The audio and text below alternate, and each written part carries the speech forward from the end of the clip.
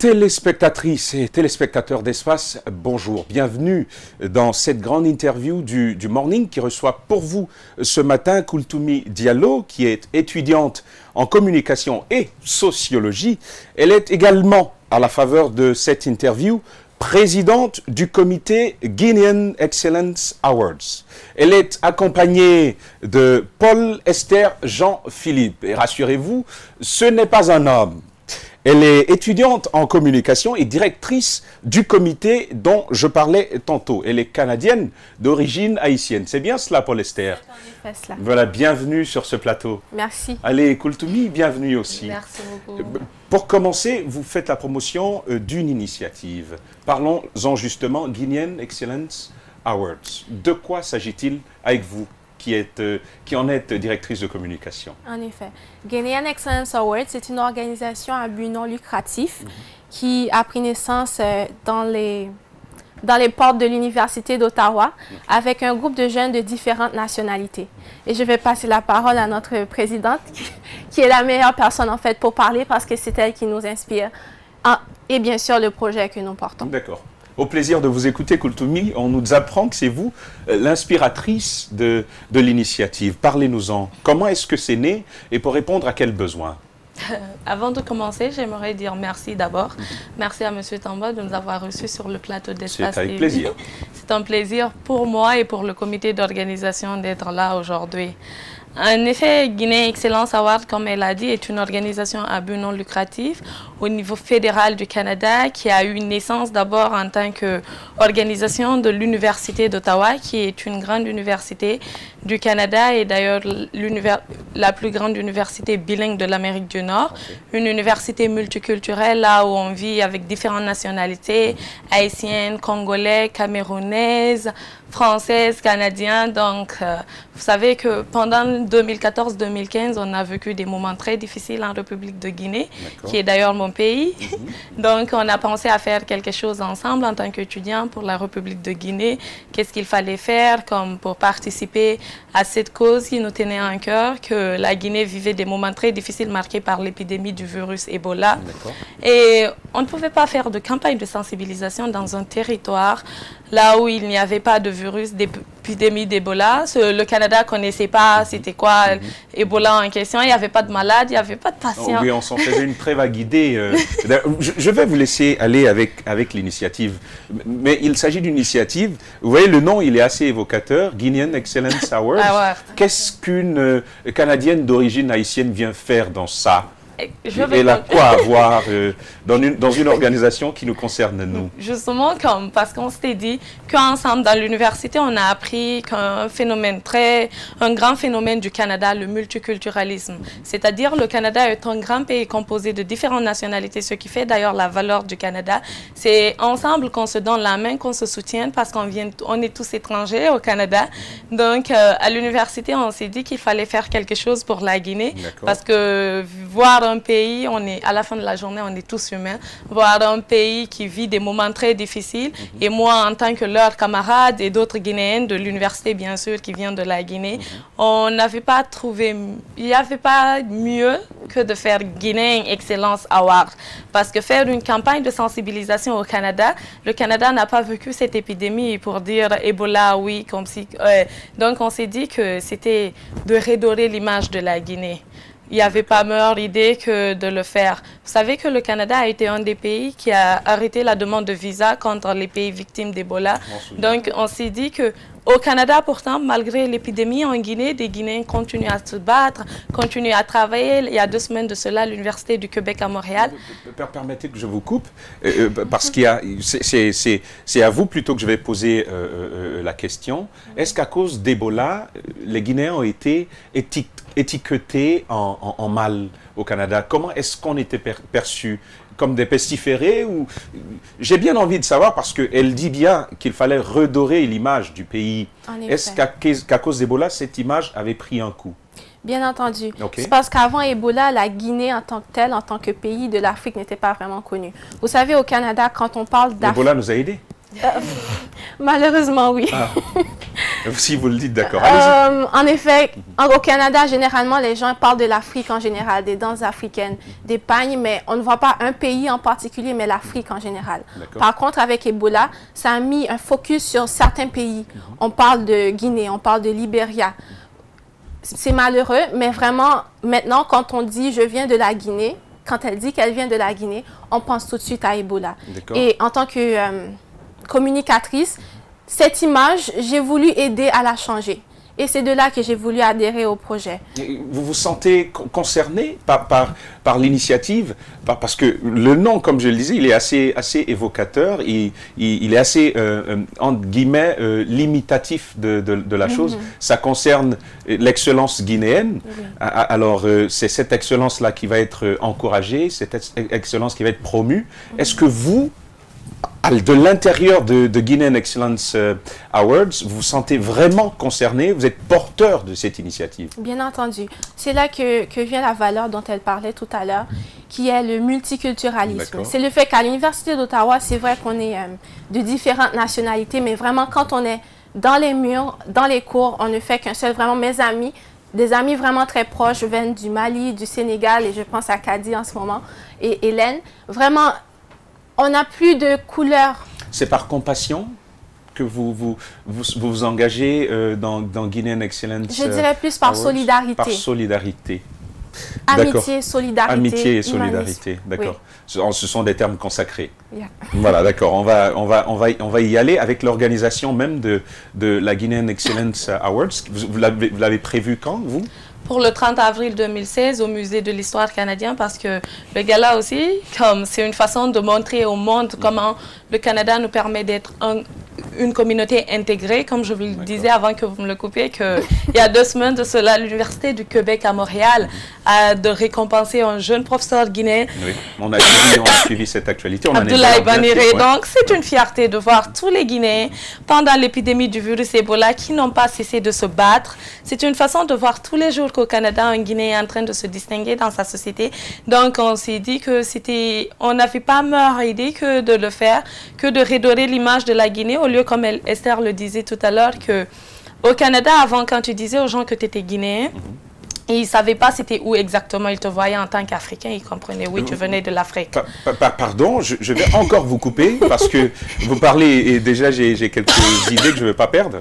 Vous qui êtes directrice de la communication de Guinean Excellence Awards, c'est à quel besoin est-ce que ça répond d'organiser un tel événement au Canada, pas en Guinée? Pourquoi au Canada, pourquoi pas en Guinée? Mais c'est parce que l'image de la Guinée, vraiment, elle a été ternie plutôt à l'international. Donc, on a voulu le faire sur le territoire canadien, premièrement parce que c'est là que nous sommes. C'est là que nous avons pris l'idée, que nous avons soumis l'idée. Et aussi parce que nous voulons, entre autres, changer l'opinion au Canada et à l'international. D'accord. Donc, c'est pour ça que on n'a pas trouvé meilleur endroit. En tout cas, on espère que ces idéaux puissent avoir meilleure diffusion à partir du Canada. Mais la problématique posée, justement, c'est comment on ferait pour que des Guinéens participent à un tel événement qui va avoir lieu au Canada, avec tous les frais que cela comporte. Vous connaissez forcément la situation du pays. Quel donc va être l'apport guinéen, non seulement à partir de nos autorités, mais s'il y a des particularités qui ont été ciblées, comment est-ce qu'elles peuvent participer à l'organisation? À vous, directrice, présidente, voilà. On demande le soutien de tout le monde, peu importe que ce soit sur le gouvernement, les médias d'ailleurs. Et on a réussi à avoir des partenaires parce tels que la Royal Air Maroc, parce que je pense que c'est le plus grand partenaire en question parce qu'il faut se déplacer d'un pays à l'autre et le billet d'avion coûte plus cher. Et présentement, on est en train de négocier avec des hôtels pour le logement, comme des chaînes hôtelières qui nous ont d'ailleurs déjà soutenus dans le passé. Donc, on est en train de travailler là-dessus, tout en espérant que tout le monde pourra fêter. C'est vrai qu'on ne peut pas déplacer tout un peuple, mais toujours, le mieux, c'est de faire la majorité, que tout toute une partie ici, on pense que la presse est présente, la presse guinéenne, le gouvernement guinéen, les hommes d'affaires, parce que à l'idée du gala aussi, comme elle l'a dit tout à l'heure, on pouvait bien le faire chez nous en Guinée, mais c'est redorer l'image de la Guinée sur la scène internationale, parce que c'est vrai qu'il y a eu ici, il y a eu des patients, il y a eu des morts, il y a eu des malades, mais il y a un autre phénomène que nous Africains peut-être, ou nous peuple noir, je m'excuse d'utiliser les termes, nous oublions, comme le traumatisme en question. Et on a des sœurs qui vivent au Maroc, on a des frères qui vivent en Malaisie ou en France. Ces gens ont vécu des moments très difficiles, marqués par la stigmatisation. Comme c'est un phénomène qu'on néglige, alors qu'il est important parce que quand une personne est traumatisée, c'est difficile de continuer à faire ses activités. Donc on s'est dit c'était une façon pour tous les pays d'ailleurs qui nous accueillent, la Turquie, la Malaisie, tous ces grands pays du monde entier aussi, de leur montrer que c'est pas seulement le négatif qu'on a. On a trop parlé du négatif, mais il y a du positif. Parce que... Il y a du positif. Mais comment vous allez le cibler? Parce que quand vous dites awards, tout de suite, on va penser à une récompense, on va penser à quelque chose de mérité. Et comment vous allez cibler ces éléments positifs-là? Et le concept, toujours, moi, je m'intéresse à ça. Je pense à MTV Awards. Et dès que j'ai vu Guinéenne Excellence Awards, je pense qu'on va encourager, féliciter ces Guinéens qui se sont démarqués dans un domaine précis. Comment vous allez les cibler? C'est finalement la première question. La deuxième, c'est à la fin, quelle va en être la conséquence? Comment on les cible? Comme il y a 12 awards, 12 catégories. C'est sur le site web déjà www.guineanexcellenceaward.com. Ces 12 catégories ont été définies par des présidents des associations guinéennes de l'Amérique du Nord, c'est-à-dire des États-Unis et du Canada. Le 12 novembre 2015, nous avons organisé une rencontre intitulée The North American Meeting of the President of Guinean Association. Là où on a mis ensemble sur table avec les 12 associations. Et ça, c'est, vous avez dit The North American, il faut expliquer ça parce qu'on est francophone. Voilà, je crois que c'est la rencontre des présidents d'associations guinéennes de l'Amérique du Nord. Pour définir, parce que le comité, on ne voulait pas seulement se restreindre à nous. L'idée aussi du gala, c'est créer une unité entre la diaspora guinéenne en question. Donc, on s'est dit que au lieu de définir les 12 catégories, on va inviter nos frères, nos compatriotes à travailler avec nous. Nous avons établi cette réunion qui a duré plus de 3 heures pour définir les 12 catégories pour la première édition. Entre autres, pour la première édition, nous avons comme meilleur blogueur, excellence journalistique, médecin de l'année, meilleur artiste de la diaspora, personnalité politique, etc. Donc, on s'est dit que après, les gens devaient passer par les associations pour une première présélection. Parce que aussi derrière ce gala, on aimerait que la diaspora s'intègre vraiment dans leur société. Tel qu'un résident des États-Unis, quand il arrive à New York, qu'il sache qu'il y a une association guinéenne, il y a une communauté guinéenne de New York. Donc pour, par exemple, soumettre un nominé, tu es obligé de passer pour la première présélection par les différentes associations de ta ville. Et au-delà de ça, c'est ajouter certaines associations de l'Europe, de l'Afrique telles que le Maroc et la Malaisie aussi en Asie qui représente pour la première édition. Donc il faut passer par les associations et je pense que ça prend fin bientôt parce qu'il faut, à la fin, il y a un membre de jury qui sera composé aussi de différentes nationalités. On peut avoir idée des prix déjà qu'est-ce qui est prévu? Est-ce que c'est juste un petit symbole un trophée qu'on va donner ou est-ce qu'il y a des prix en argent qui sont prévus? Non, pas totalement des prix en argent, mais il y a des trophées d'abord. Et il y a la Royal Air Maroc qui offre un billet d'avion à une des catégories qui n'est pas encore définie.